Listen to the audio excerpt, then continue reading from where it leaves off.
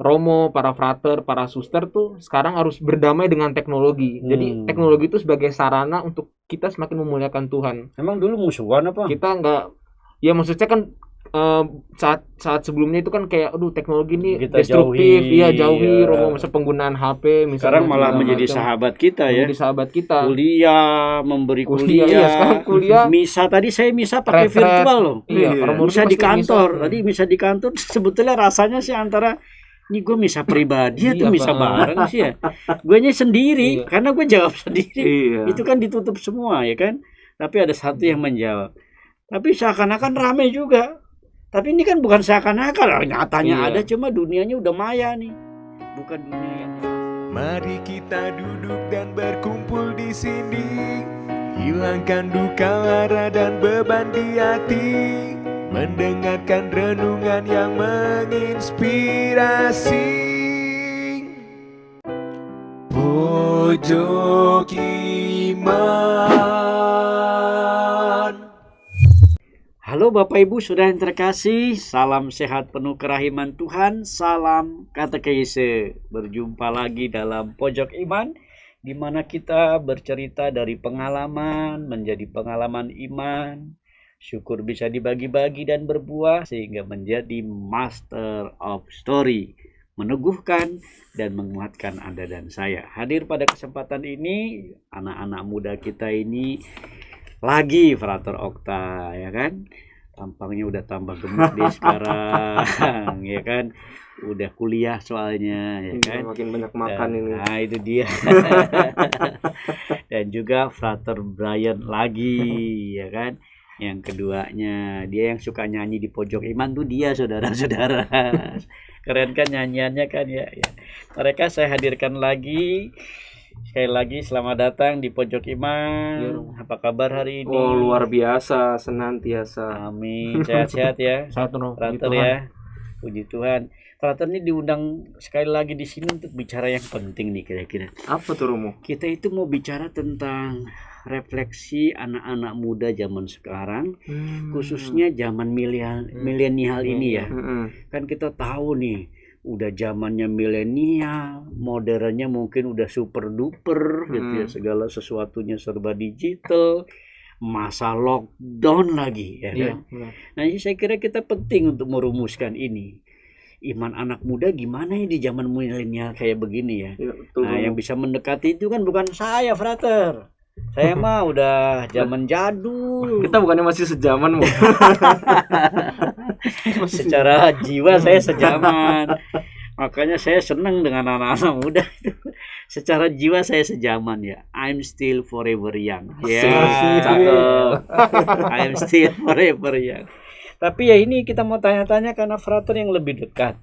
Jadi di zaman milenial ini kita akan melihat tantangan-tantangannya dan bagaimana Frater melihat sebagai kaum muda juga kesulitan-kesulitan apalagi di masa pandemik begini ya. Iya betul Romo. Oke, kita langsung saja begitu ya Frater ya. Iya Romo. Nggak usah kenalan lagi. Nggak usah, udah pada kenal kok. Udah pada kenal. Ini Frater Okta dan ini Frater Brian. Kira-kira apa yang Frater gambarkan dengan iman zaman milenial? Dari siapa nih Mo? Boleh dari Brian dulu lah. Iya Romo, kalau kita ngomongin iman anak zaman milenial, kalau ngomongin iman sendiri kan pasti mungkin sesuatu yang abstrak gitu ya. Iman kan sesuatu yang orang itu yakini gitu. Saya rasa di zaman milenial sekarang ini, anak-anak sekarang itu, maksudnya yang sejaman dengan saya, maksudnya anak-anak sekarang itu lebih cenderung lebih melihat itu yang sesuatu yang dalam bentuk yang fisik gitu Romo. Kita bisa melihat entah itu dalam bentuk gambar atau misalnya bentuk fisik. Oh ini nyata nih. Oh ini mic nih. Oh ini mic beneran ada karena ada bentuk fisiknya gitu. Oh ini patung karena ada bentuk fisiknya gitu. Tapi untuk lebih dalam lagi melihat sesuatu di balik nilai itu sendiri, di balik apa sih filosofinya gitu, itu menurut saya sekarang tuh kurang gitu. Kita sekarang dijejali sama sesuatu yang bersifat fisik dan visual semata. Kalau misalnya kita buka Instagram sekarang, scroll, bosen dikit ganti, bosen dikit ganti. Lebih mudah kita sekarang untuk menyukai apa yang kita sukai dibanding kita harus berhadapan dengan sesuatu yang kita tidak sukai, karena sekarang banyak banget pilihan kan. Banyak banget pilihan tuh, dari di Instagram misalnya ada selebgram yang cantik, ada tentang musik segala macam, sekarang juga ada TikTok di mana orang berjoget segala macam. Sehingga itu membuat kita tidak sadar, maksudnya untuk lebih dalam gitu, untuk lebih dalam merasakan sesuatu yang sifatnya tidak terlihat. Kita bagaimana kita beriman, itu menurut saya perjuangan di era kita sekarang. Oh gitu ya. Menurut saya itu perjuangan. Karena abstrak itu. Karena abstrak itu sendiri. Dianggap abstrak ya. Dianggap abstrak. Maksudnya, aduh, emang gimana sih tuh gambaran Tuhan itu yang seperti apa ya? Karena ada di kitab suci. Nah, menariknya pengetahuan mereka yang menurut saya kritis ini, maksudnya mereka selalu mengkritisi segala sesuatu kan loh. Kalau misalnya Tuhan ada, kenapa kok kejahatan tetap ada di dunia? Kalau misalnya Tuhan itu Maha Pencipta, kenapa dia juga menciptakan kejahatan misalnya? Kan ini gitu. bukan surga, ini bukan surga, ini kan dunia. Nah itu. Kalau di surga baru nggak ada kejahatan. Misalnya gue nanya begitu, gimana itu berat? Nah, itu menurut saya tantangannya di situ. Tantangannya di situ. Bagaimana kita sebagai misalnya Romo, para frater, kita ini menjelaskan tentang bagaimana itu katekesenya itu menurut saya perlu dijelaskan dengan lebih menarik lagi, dengan lebih detail.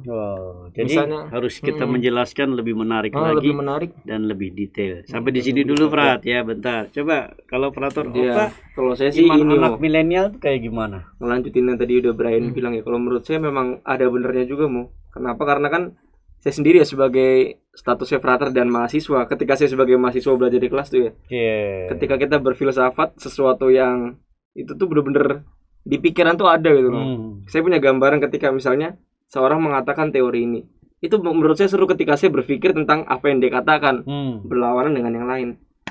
Tapi kalau kita bicara soal iman, Bapak Ibu juga, kita tuh kan bicara sesuatu yang belum kita lihat sesuatu yang tadi seperti Brian sering katakan adalah membayangkan gitu loh. Saya pribadi juga ketika saya menjadi frater, saya baru merasakan bahwa iman itu bukan sesuatu yang dipelajari tapi sesuatu yang dirasakan gitu. Nah, bagaimana merasakan iman adalah pertama untuk menjadi pribadi yang dalam lewat keheningan, lewat dengan cara membaca kitab suci. Nah, itu kan kadang dua hal itu kan yang zaman sekarang zaman seusia saya ini sesuatu yang sangat amat jarang bisa dilakukan. Dan juga kurang menarik kan jarang ada anak muda yang rela misalnya dia kalau retret banyak ya retret mahasiswa ini, cuma yang benar-benar hening untuk merasakan bahwa apa yang diwahyukan Tuhan, iman yang diwahyukan. Betul, saya juga baru belajar itu iman dan wahyu itu jadi iman itu kan sesuatu yang diwahyukan dan yang diwahyukan itu adalah iman. Artinya iman datangnya dari Tuhan, bukan sesuatu yang bisa dipikirkan. Nah, itu yang mungkin bagi anak muda tuh kurang menarik gitu. Maka tepat kalau seandainya menghadirkan cara beriman yang baru, apalagi zaman sekarang serba digital ini ya. Ini termasuk acara yang menurut saya keren loh, Pojok Iman. Podcast Refleksi Katolik. Podcast Refleksi Katolik di tahun refleksi, mengajak anak muda, anak milenial untuk merefleksikan imannya sebagai seorang orang muda Katolik. Iya loh, makanya pas dong keuskupan kita ini kan menggunakan tahun 2021 ini sebagai tahun refleksi. Di mana temanya kan semakin mengasihi, semakin terlibat, ya kan? Dan semakin terlibat kita berbela rasa di sana, ya kan? Ini adalah refleksi-refleksi terkait dengan arah dasar yang sudah kita lakukan bersama. Yuk kita sejenak retret lagi supaya ke depan setelah kita kristalisasi maju lagi dengan poin-poin tema-tema yang kemudian nanti sebenarnya pas juga kalau menurut saya keuskupan ya, kenapa kok ngasih tahun refleksi di tahun 2020 ini kan kita kan lebih banyak ini ya, mungkin beberapa orang banyak yang mengeluh merasa sulit, merasa ini, tapi sekarang udah kerasa nih, Frat. Iya, malah semakin 2021 semakin setahun udah kita lewati masa pandemik, masih dengan lagi situasi yang bahkan sampai 1 juta sekarang, 1 juta lebih. Bencana alam lagi sekarang kan tambahan. Iya, tahun baru itu udah ada banyak kecelakaan, bencana alam banyak, gunung meletus. Nah, bagi saya itu juga termasuk sesuatu yang bisa direfleksikan untuk kehidupan yang lebih baik lagi sebagai seorang beriman. Kalau untuk anak mudanya kira-kira apa yang mau kita katakan ya? Kalau untuk anak mudanya sendiri ya, memang ini menurut saya Frater Brian bilang sesuatu yang menarik yang harus disuguhin Romo. Saya lihat beberapa upaya-upaya yang dilakukan sama baik itu teman-teman OMK sendiri dari paroki maupun juga misalnya kayak Pojok Iman, terus kalau dari Frater Project itu project semua yang kita lakukan itu sebetulnya upaya bagaimana kita tuh bisa membumikan tentang bagaimana kita beriman itu sendiri. Iya, betul. Itu upaya untuk membumikan kembali. Betul. Iman itu kan soal keyakinan ya berarti. Keyakinan. Kalau kita nggak yakin, masa kita beriman? Kalau saya lah logikanya, iman ini keyakinan. Kalau kita nggak yakin, berarti kita belum beriman sebetulnya ya kan. Nah, kalau kita semakin yakin dengan iman kita, itu kan yang membuat kita makin maju, berkembang, semangat untuk menggali kasanah tradisi-tradisi, termasuk kita sharing seperti ini ya kan. Ini menurut saya juga Romo, iman tuh bukan hanya kaitan saya pribadi saya dengan Tuhan, tapi kan iman itu kalau implikasinya tepat itu kan bisa juga untuk kehidupan kita dengan sesama. Ya betul. Sebagai seorang beriman Katolik, Tuhan mengajarkan kasihilah sesamamu manusia. Berarti kan bukan hanya hubungan kita dengan Tuhan, tapi hubungan kita dengan sesama pun juga menandakan bahwa kalau kita baik, iman kita baik, pasti hubungan kita sosial juga baik. Betul. Kalau iman kita jelek, nah. Ya itu juga. Maka iman itu dikategorinya bukan hanya milik saya pribadi, tapi iman juga sifatnya sosial. Gitu ya. Relasi vertikal ke atas baik, relasi horizontal juga baik. Karena kan perintah-perintahnya banyak gitu ya. Kasihlah Tuhan Allahmu dengan sepenuh hatimu, segenap hatimu, kan satu. Kasihlah sesamamu seperti dirimu sendiri. Nah, itu tambahan lagi tadi. Jangan cuma mau dikasih tapi juga harus mengasihi kan. Dan bahasa kitab suci dibuat itu lagi ya kan. Enggak guenya dulu tapi orang lain dulu, baru seperti dirimu sendiri. Seperti itu kan sama Romo. Ya, benar ya, sama setara. Jadi dan yang terakhir itu saling mengasihi. Betul. Ya kan, kalau udah mengasihi Tuhan, mengasihi sesama, mengasihi diri kita, berarti kita mengasihi, saling mengasihi, beriman. Itu memang contoh iman sih. Ini anak-anak kita gimana ya? Kan zamannya virtual nih sekarang, pandemik, lockdown gini. Ke sekolahan sudah rekoleksi online. Itu ada bahayanya nggak kira-kira ya, Frat ya? Iya tadi seperti mungkin ini ya, tadi bincang-bincang kita sebelum sampai di studio ini. Jadi banyak generasi visual. Nah tapi justru malah sebenarnya itu yang dimanfaatkan karena semua sekarang banyak yang online. Makanya pentingnya katekese digital kan, istilahnya itu kan udah familiar kan di tahun 2020. Salah satunya apa ini juga. Terus karena apa, pengalaman ketika kami di seminari juga kan banyak permintaan rekoleksi online. Anak-anak muda itu. Anak-anak muda. Wih, keren. Bahkan orang-orang tua pun. Jadi tuh yang sekarang ya kerinduan untuk merasa beriman itu justru semakin tinggi karena ke gereja nggak bisa, sambut tubuh Kristus nggak bisa, nggak semua gereja buka misa mingguan, misa offline. Nah itu yang membuat umat rindu. Justru malah saya kok melihat ternyata kalau misalnya dikatakan orang Katolik itu jarang imannya kecil segala macam, enggak juga. Kerinduan itu malah tumbuh ketika kondisi-kondisi saat ini. Saya melihat bahwa iman orang-orang ini benar-benar besar. Jadi nggak mengkhawatirkan ya? Nggak mengkhawatirkan Romo. Cuma bagaimana kita mempertahankan yang kaum muda ini Romo. Cuma gimana Frater Bayan bisa jawab nggak tuh pertanyaan? Pertama kita seperti yang tadi kata Okta bilang kan, bagaimana katekese digital. Permasalahannya untuk melakukan katekese digital kan berarti kita harus paham sendiri kan bagaimana mekanisme ini berjalan. Mekanisme seperti bagaimana mengelola YouTube misalnya, seperti Pojok Iman. Maksudnya bagaimana membuat konten itu menarik. Itu menurut saya kita Romo, para frater, para suster tuh sekarang harus berdamai dengan teknologi. Jadi teknologi itu sebagai sarana untuk kita semakin memuliakan Tuhan. Emang dulu musuhan apa? Kita enggak, ya maksudnya kan saat sebelumnya itu kan kayak teknologi ini kita destruktif, jauhi Romo, masa penggunaan HP misalnya. Sekarang malah menjadi sahabat kita ya. Menjadi sahabat kita. Kuliah, memberi kuliah. Sekarang kuliah. Misa tadi saya pakai virtual loh. Misa di kantor. Tadi misa di kantor sebetulnya rasanya sih antara ini gue misa pribadi atau misa bareng sih ya. Guenya sendiri karena gue jawab sendiri. Itu kan ditutup semua ya kan. Tapi ada satu yang menjawab. Tapi seakan-akan ramai juga.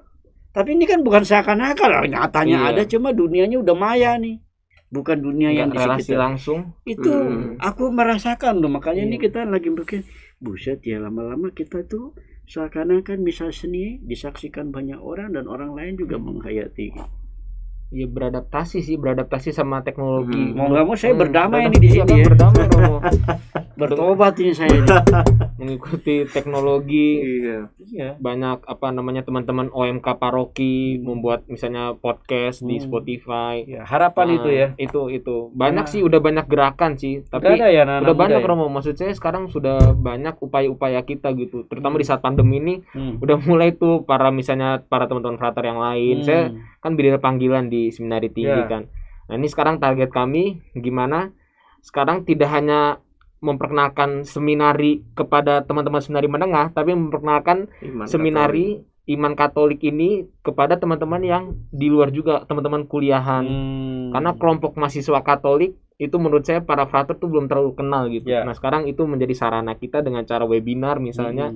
Bersama kemarin teman-teman UI itu udah pernah webinar bersama teman-teman Frater Project. Nah, ini sekarang waktunya nih. Ada celah, kita belum lihat ada pasar yang main di situ. Nah, kita sekarang masuk di situ mengisi. Iya, Romo. Jadi ini sisi lain dari satu pewartaan ya. Iya, sisi lain. Bagaimana justru ini kesempatan. Bukan membuat kita jadi ngedown atau ngedown atau luntur kiri kanan ya. Keren kan idenya ya. Atau frater punya untuk harapan anak muda gimana untuk pembicaraan kita? Ya, intinya kalau misalnya kita mau bicara tentang iman, kita sebagai orang Katolik pasti kan harus tetap mempertahankan ya iman kita, jangan sampai karena kondisi begini terus iman jadi luntur. Tapi nyatanya juga tadi seperti sudah sering dikatakan, kerinduan itu malah semakin muncul ketika orang tuh jarang atau sulit untuk misalnya menerima tubuh Kristus. Nah, bagi saya sikap-sikap itu yang harus dipertahankan, bahwa bagaimana kita tetap merasakan rindunya sebagai seorang beriman, beribadah, menyambut tubuh dan darah Kristus. Dan juga yang penting rajin baca kitab suci sih, soalnya kan itu buku yang penuh dengan istilahnya inspirasi iman, kitab suci itu. Jadi ini jangan dilupakan ini ya. Betul. Di tengah situasi yang milenial dan menantang ini ya, justru harus ke situ. Harus benar, semakin diperdalam. Oke, kalau Frater Brian apa Frater Brian? Dua hal sih, yaitu terbuka sama mau belajar. Terbuka dalam artian nih kepala kita nih kadang-kadang banyak dipenuhi sama mungkin hal-hal yang sifatnya rasional kan. Tapi terbuka dalam terutama hati gitu. Iman ini benar kata Okta, kita nggak bisa belajar, tapi bagaimana kita bisa merasakan. Nah, bagaimana kita bisa merasakan jika kita nggak belajar, jika kita nggak paham tentang iman itu sendiri? Banyak sarana sekarang, misal dari Spotify, dari YouTube, dari Instagram tentang iman Katolik itu sendiri. Nah, sekarang bagaimana dengan alat yang kita punya, media sosial, kita mau belajar dari situ. Itu mantap, ya kan? Jelas pesannya bagi kita, saudara-saudari terkasih, apalagi khususnya anak-anak muda kita. Di zaman milenial ini, meskipun masanya era pandemik yang membuat kita itu khawatir, bencana-bencana juga banyak, kita tidak menyerah, kita tidak putus asa. Iman justru menantang kita ya, untuk makin mengambil Allah sebagai andalan kehidupan kita, dan seluruh warisan-warisan ini kita gali bersama dan kita sampaikan dengan berbagai macam cara. Tadi ya, katekesi digital, apalagi itu ya. Kuncinya sekarang itu sih sebenarnya, berkatekesi digital itu digital, kan. Karena semuanya mainan digital. Sekarang yang untuk bertemu berkumpul rame-rame itu kan lagi belum bisa tuh. Harapannya emang nanti suatu saat kita bisa retreat offline bareng, misa offline bareng. Kadang-kadang kita juga nggak perlu berjumpa lagi ya. Orang tinggal telepon lihat orangnya, di mana, udah nggak usah datang ya. Sebetulnya gitu doang aja ya. Tapi kan bukan itu juga ya. Ada aspek personal yang perlu kita soroti. Tapi ini karena masih masa pandemik, kita akan berdoa bersama semoga semuanya berlalu dan kita bisa hidup lagi dengan mengembangkan berbagai macam yang kita bicarakan tadi. Betul, Romo. Terima kasih Frater Okta, Frater Brian. Terima kasih banyak Romo sudah mengundang kami keren loh ini, diundang di Pojok Iman yang ratingnya semakin naik. Naik terus. Ya, jangan lupa ya kan subscribe. Komen, like, supaya mendukung kita bersama ya. Untuk memajukan iman dan mendukung Anda dan saya juga. Baik Bapak Ibu saudara yang terkasih, akhirnya makan ketupat, minumnya jus, tetap semangat melayani Yesus. Ada lagi tuh, jalan-jalan bersama teman menyusuri desa dan kota. Mari hidup penuh iman, mewartakan kabar sukacita. Di sini hilangkan duka lara dan beban di hati. Mendengarkan. Thanks for watching guys. Pojok Iman.